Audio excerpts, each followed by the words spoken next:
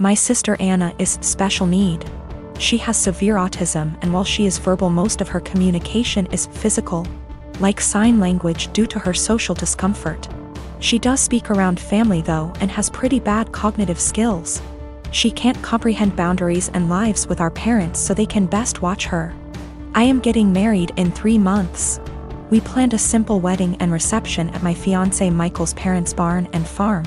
Since it's all gonna be DIY and we aren't planning anything too expensive, we can do things pretty quickly since flowers, food, and decor will be provided by his family. I sent out invites last week and I asked that Anna not come. I told my parents I understood that would mean they may not show up, but it was just a heads up. Why no Anna? She has an issue with touching Michael and trying to kiss him. At times when we were at my parents' house, Anna would try and grab Michael's hands, try to lean in to kiss him, or would have a really bad shutdowns if she wasn't allowed to be directly next to him. We've tried speaking to her, but there's only so much we can do when she doesn't really understand. I told my parents I just want one day for Michael to be my partner and not Anna's comfort person. They called me selfish and asked how I expected them to agree to something like this. They told me Anna is disabled and may never experience a wedding of her own, and while I have Michael for probably the rest of our lives, she'll have no one, and that Michael and I can be a little more understanding to the reality of her life.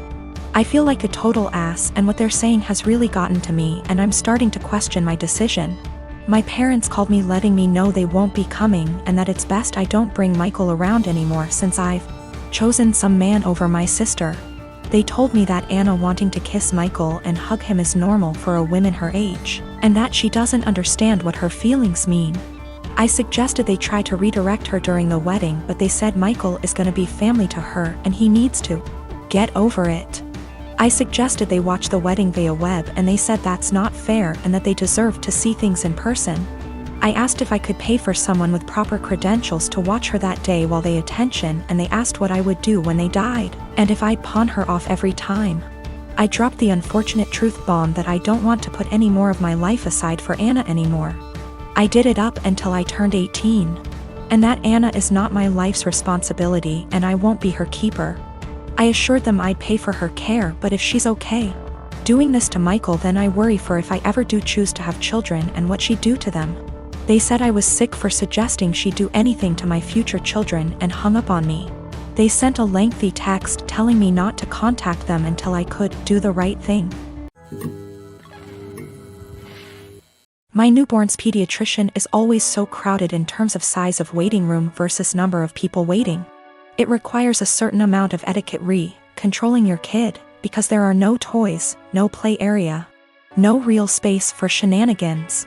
Enter lady with 4 kids, a newborn, 2 toddlers, and a kindergarten-aged kid, little girl in question here. She really should have brought an iPad or a second adult or something, because her kids were literally running around this space, yelling and screeching. The mom was oblivious to all of her kids except the newborn, who was quietly breastfeeding while mom was glued to her phone screen. Accordingly, other people were put in the awkward position of having to discipline her kids. Several people had previously tried to put her kids back in line for whatever issue, harassing their kids, being loud, whatever. Her kindergarten-age daughter, who clearly had some kind of special needs, was absolutely enamored with my newborn and his stroller. She was asking me if she could push it around. No, she was getting super close to my newborn, stop, and was generally just being annoying. FFS at one point when I wasn't looking and was preoccupied with my own kid. She went digging in my diaper bag and throwing my stuff onto the chair and the floor. My newborn was really fussy because we were there for a sick visit and he wasn't feeling well. And I did not feel like entertaining some strange kid. I tried being polite about it. Sweetie, where's your mommy? Points to mom, ma'am. Points to kid. The lady would call her kid back, but the kid just kept coming back to me. Rinse and repeat. I told her she needed to stay with her mom. Little punk says I don't wanna and keeps trying to touch my son, my stroller, our stuff. Finally, I'm trying to fix a bottle of formula while holding a screaming baby and listening to this little girl like a broken record.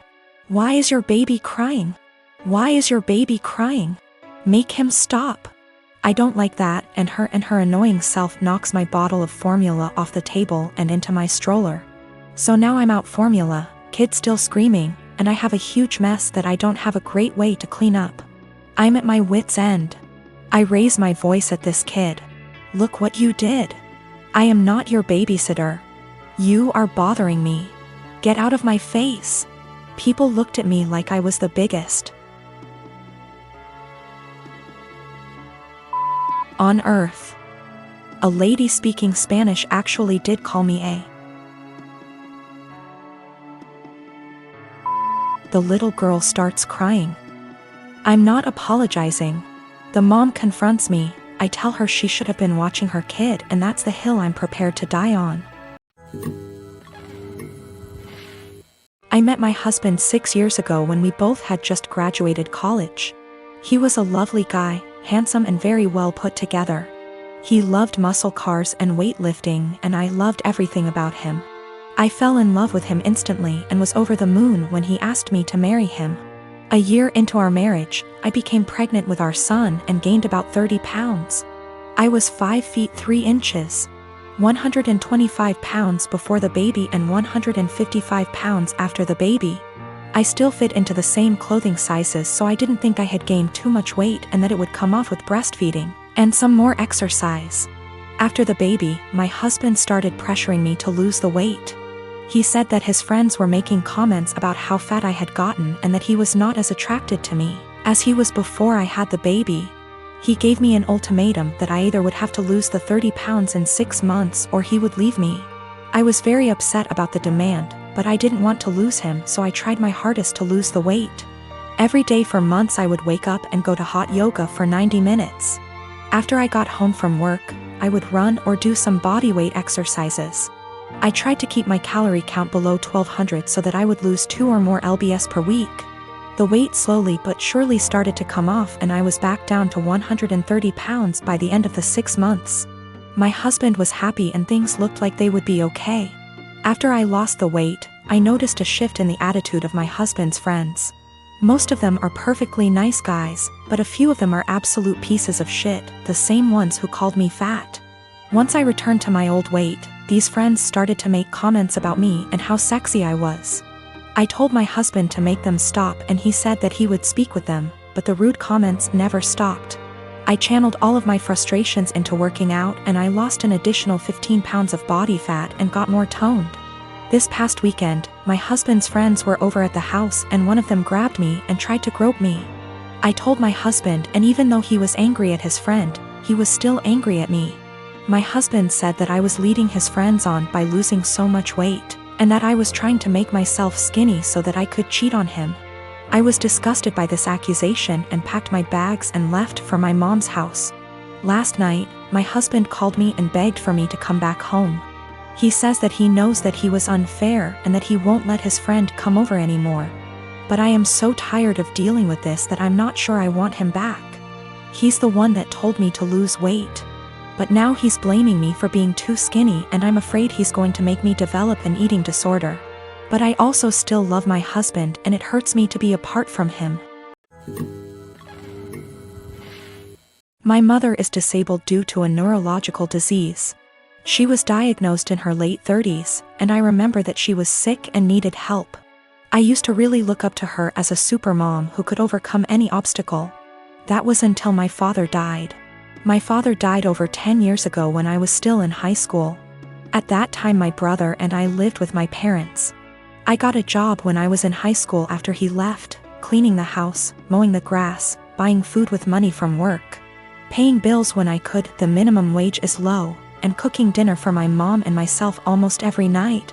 My brother was rarely at home, except to sleep or because he needed money. Over the years, my brother has been in and out of prison dozens and dozens of times for everything from drunk driving to drug possession to stealing from our mother to assault. He is currently incarcerated. No one mentions him or expects anything of him, except my mother who, in violation of a court order for her own protection that she herself asked for, sends him money and speaks to him weekly as well as sends letters. Back to my father's death, a 7-month bout with illness. Almost 2 years after my father's death, I graduated from high school and went to college out of state. I sent money to my mom when I was in college, and I distinctly remember, for example, using my scholarship I got in December to buy Christmas presents for my mom and brother, because I knew they wouldn't have anything if I won't buy. No one reciprocated, but I did not expect this. To be honest, I didn't care either until it became the norm over the next decade. That very Christmas, I was barely 18 years old, and I was collecting pennies to buy a cheap refrigerator after I returned home for the winter holidays with gifts, only to realize that there was no food in the house. My brother, in a drug-fueled rage, tore down the Christmas tree I had bought and decorated and threatened to kill himself if I didn't give him the money because no one loved him, and that would prove that I cared. It is important to note that even during this time, my mother continued to let my brother, who became a criminal, back to the house. I'll try to skip my college and graduate years, but suffice it to say that I met my current husband and spent less and less time at home. When I was at home or when my husband and I were visiting, it was like this: clean my mom's house, buy mom food, cook for mom, take care of my mom. I was and remain very firm with my mother that I would not let my brother in my life as he threatened to kill me over the prescription cough syrup, threw me down the stairs and broke down the door to get to me, and some of the money I had at the time. I have no doubt that he will try to harm my child, my husband or me in order to get what he wants. He told me he would find me and he would teach me a lesson for his perception that I wronged him for not giving him money. And I have zero contact with him. I have blocked all numbers that have anything to do with him, including friends he calls from outside the prison. P.S. My mother let him take my number from her phone. I told my mom for years that I didn't want to have my brother in my life until he stopped using drugs for at least 1 year. To date, he is unable to do so. He stole tens of thousands of dollars from her. She always says she won't let him back into her house, but she eventually forgives him and the cycle repeats. The next year, when he was released again, she told me in no uncertain terms that he would not live with her, but admits that she keeps in touch, sends him money, and thinks it is the devil in him that makes him addicted. He will return. I offered to help my mom move closer to me since I live in many states. My husband and I even asked the realtor to come out and start the process of registering our house so we could find a house with space for my mom. My only stipulation was that she not drag my brother into my son's life. She categorically refused. She also refused to go to nursing homes, despite the fact that I went to her of my own free will and received excellent recommendations from her doctors. Now that she had surgery this week, my family is out of the slums. To be honest, I'm outraged by this. I had people who couldn't even send me a mutual Christmas card and told me that I was neglecting my mother, refusing to take time off from work and go to her place to take care of her. They don't care that I don't have days off and that I will most likely lose my job. One even stated that I wouldn't put groceries on my desk. I wouldn't work for such an employer. It's easy to say those words, but say it to my hungry baby. They said, "Who do you think took care of you as a baby?" And frankly, it hurts me. Sometimes you have to learn how to deal with life. You can't just ignore it because getting on with life means losing your job. Walking away from my toddler in his growing up years and taking care of my mother, I guess? You can probably tell at this point that I'm fed up. I am in a stalemate when literally the only surviving family members tell me to quit my job, my family, my young child to take care of my mom and help her. They also refuse to give a timeline, saying it will be as long as she needs it. I am expected to take care of her 24 hours a day, 7 days a week, no questions asked. I also feel strongly that they resent my mother for asking them to do me a service. Even though I have explained many times that I offered her to stay with us and have the operation here, at no cost to her, mind you. And she refused. In response, they tell me that she has the right to be close to her friends. I also tried to explain that by bowing to her at every call. They give her an opportunity, but they don't want to hear it. They don't seem to hear me when I try to explain that. For example, helping her get out of the physical therapy room a week and a half before her doctor's recommendation gives her an opportunity, and ultimately hurts her independence. She is used to everyone doing everything for her. For example, during the last visit she was very upset that I did not take her to Walmart, because she had to go there almost before the baby went to bed. It was not emergency. She wanted to look around. My mother, in all this confusion, has taken the position that although she doesn't want me to lose my job, a good daughter should take care of her mother. Frankly, I am very hostile to this statement, because my mother did not call me on my birthday before my father died. I tried to build some kind of relationship with my son. I always try to chat with them or talk on the phone. And in the last 12 years I can count on the fingers of one hand how many times she called me just to tell me about me, or my son, or ask how we are doing. If she does call, there is always an ulterior motive, money for my brother or for her because she gave my brother everything. I'm on the edge. I can't work full-time, take care of my family, and expect to hear several times a week how bad a person I am for refusing to give up everything I've worked so hard to take care of mine. Mother. No matter what, I love my mom. My husband and his family saw it unfold and several people remarked, "Why are you even trying?" Meaning trying to schedule calls so she can talk / see my son. I invited her to my house earlier this month, scheduled plane tickets, airport assistance, etc. Just to watch her play on her phone or spend time playing with the dog instead of reading a book to my little one who just wanted her attention. Today, as if the last straw was needed, I called to check on her and she stated that she was going home against the doctor's orders because her dog needed her, because the dog was sick. First, he has a very minor skin condition that is almost 100% cured thanks to her friend giving him a prescribed ointment. Secondly, my little one got sick this week, meaning he didn't go to kindergarten for 3 days. And even after I told her about it, she never called to find out how he was. Just like she never called to check on him when he came down with the flu last year, or when he had a mysterious week-and-a-half illness earlier this year that resulted in 4 doctor visits and a temperature of 104 degrees. I can't take it anymore. I am literally writing this as a last resort. My husband tells me not to talk to anyone. That's the whole family I have left except for one paternal aunt, because he sees me cry when hurtful comments and guilt come into play. He sees me trying to hide it from my child. But then I feel like I'm giving them what they want, right? Look at little Miss Potato, such a bad person and so inept at dealing with life. She just chose to ignore us all. But I can't defend myself all day in front of extended family members whom I've seen for over 10 years. And in some cases over 2 decades. Nothing I say will ever be good enough. I was told in no uncertain terms that I was a terrible person because I refused to leave my husband and young child and move across the county to take care of my mother. Postscript, I am not subject to the FMLA. My employer is not large enough and there is no comparable law in my state. I have 1 day of vacation left due to my son getting sick earlier this year. My husband gets almost 3 times as many days off, so took many more days to take care of him. In general, I do not want to lose my job or look for another one. It's a good job, it's just limited to a small company.